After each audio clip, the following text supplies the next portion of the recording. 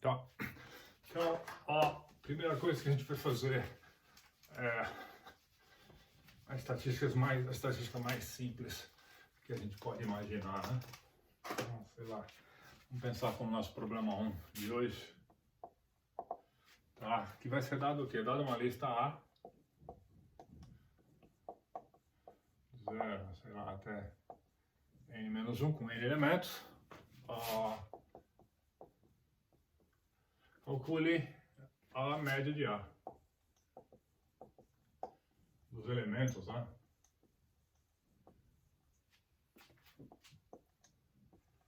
Em A.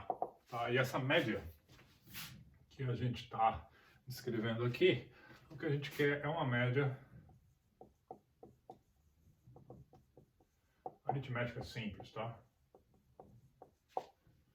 Onde a palavra importante ali é aritmética, porque tem média aritmética, média geométrica, média harmônica, e ela pode ser simples ou ela pode ser ponderada. A gente vai falar um pouquinho de todas elas.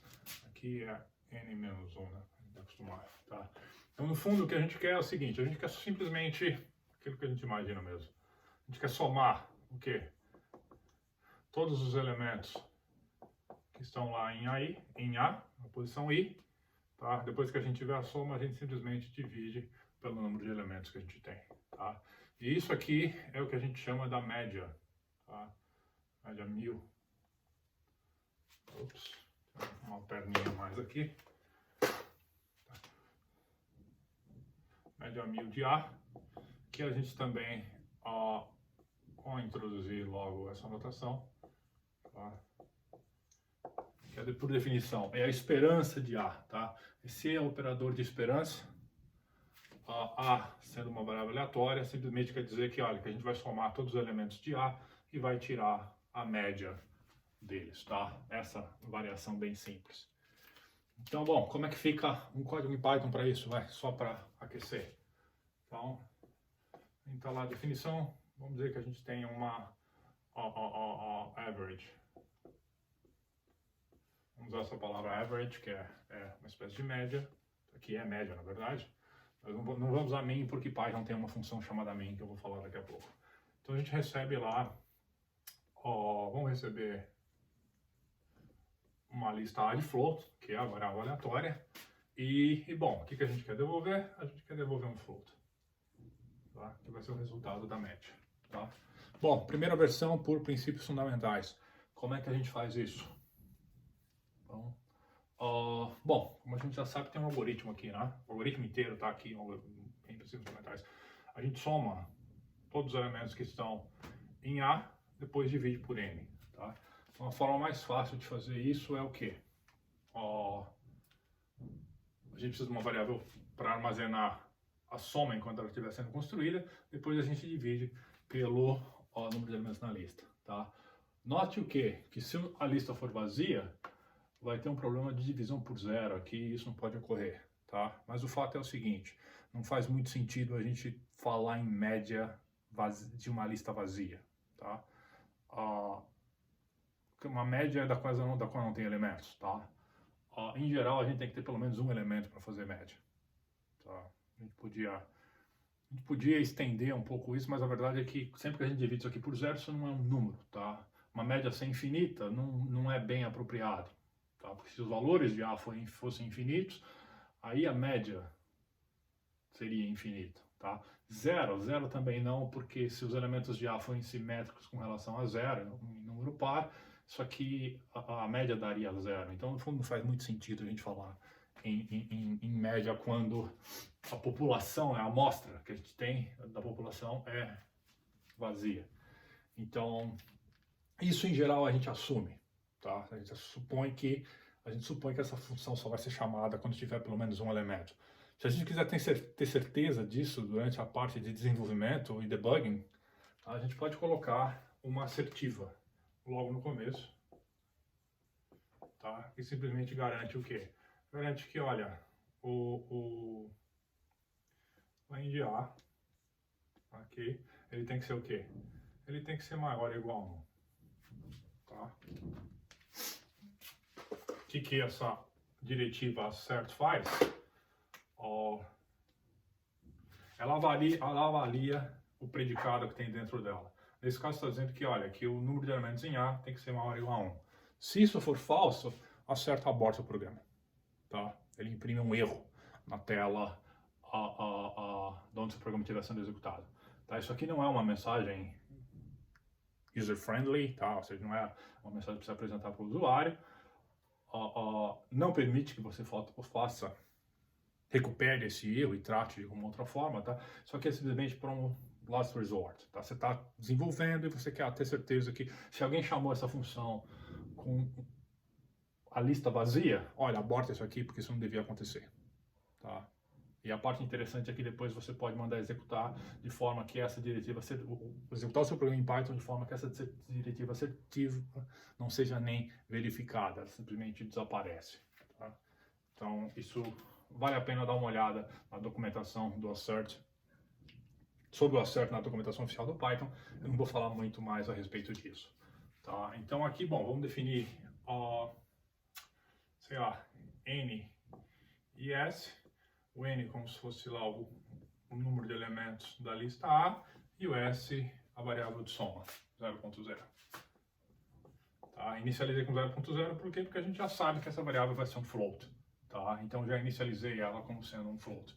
Então for i em range do que? De N. O que a gente faz? Bom, simplesmente o S recebe o S mais, né? Ou seja, S mais igual o quê? O A de I. Finalmente a gente escreve um return, a gente devolve o quê? O S dividido por N. Tá? Operação de divisão completa, tá? Flutuante.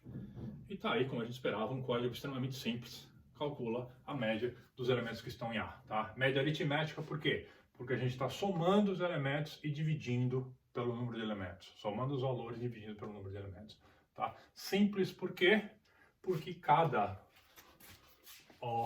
elemento tem uma contribuição de 1 sobre N na soma. Tá? A ideia é que isso aqui, não é difícil perceber que isso aqui podia ser escrito da mesma forma, como igual a 0 até N menos 1, né? De 1 sobre N A de I. Certo? Obviamente lá a gente põe 1 sobre N em evidência, o fator porque ele é o mesmo para todos os fatores e a gente só divide no final. Tá? Mas é isso aqui que está sendo feito. Aritmética, a gente está somando e dividindo, e simples porque os pesos são todos equivalentes. Tá? Bom, dá certamente para a gente fazer umas modificações nesse código. Tá? Ele funciona, como a gente sabe, mas o ponto é, aqui a gente está indexando os elementos de A de I, e é só isso que a gente faz, né? A gente está varrendo o I no range apropriado e usando apenas para indexar os elementos de A. Bom, a gente podia ter acessado os elementos de A diretamente, né? Tá? Já que a gente não usa o I para nada além disso. E a gente já fez isso em sala antes do ECE. Então, como é que poderia ser uma alternativa a esse código? Eu vou mexer no código aqui, tá? Não vou apagar e escrever tudo de novo. Vocês vão ver que é bem simples. Então, em vez de fazer simplesmente isso aqui, o I em range de N, nesse caso, como a gente está realmente pegando os elementos em A um por um, e não precisa saber quem eles são, nem vai haver reutilização, simplesmente a gente pode chegar e botar aqui para, sei lá, um Azinho pequeno, ops, ou um Xzinho, vai, para X diretamente em A, faz o quê? Tá. O S, recebe o S mais o próprio X, tá? Para ver o que? A variável N agora ficou, a gente define e usa ela apenas uma vez, né? Então, vamos tirar a variável N da história e simplesmente a gente já divide pelo próprio len de A, tá? E a gente pode fazer isso por quê? Bom, porque a gente está supondo que tem essa... Bom, está supondo não, no caso tem uma... Primeiro a gente está supondo que a lista não é vazia. Segundo, que tem uma assertiva aqui, que se a lista for vazia, vai abortar o programa e nem vai executar esse código, tá? Então a gente não vai ter um valor, aqui um erro de divisão por zero. Seria uma coisa um tanto quanto feia, se ocorresse. Tá? Então a gente tem ali o nosso S igual a 0.0. Tá? Isso faz a mesma coisa, é só um código um pouquinho mais enxuto e até um pouquinho mais rápido, tá? Porque a gente não está indexando, gerando o valor para acessar a indexação, está acessando o elemento diretamente, tá? Isso também é uma possibilidade. A outra possibilidade é o quê? A outra possibilidade é usar a função de soma que a Python disponibiliza, tá? A função sum, como a gente já usou também várias outras vezes. Então, uma alternativa a isso, e digamos que a gente faça essa alternativa depois do assert, tá? Então, até o assert continua tudo igual, tá? A gente faz o quê? A gente simplesmente coloca lá um return do quê? Return da soma. Eu acho que isso não vai ficar bom, eu não vou ter tanto espaço para escrever aqui, então eu vou apagar o código aqui de uma vez. Tá? Se a gente mandar fazer a soma, a gente não precisa declarar uma variável explicitamente, né? O Python cuida disso pra gente. Então a gente simplesmente pode ter aqui um return da soma de quem? A soma de A, tá? Lembra que a soma, ou como a função sum, de soma, ela recebe qualquer iterável, e uma lista é um iterável. Então a função soma vai varrer todos os elementos aqui de A e vai fazer a própria soma deles. E depois a gente divide por len de A. Tá? Então esse é um código equivalente usando a função soma.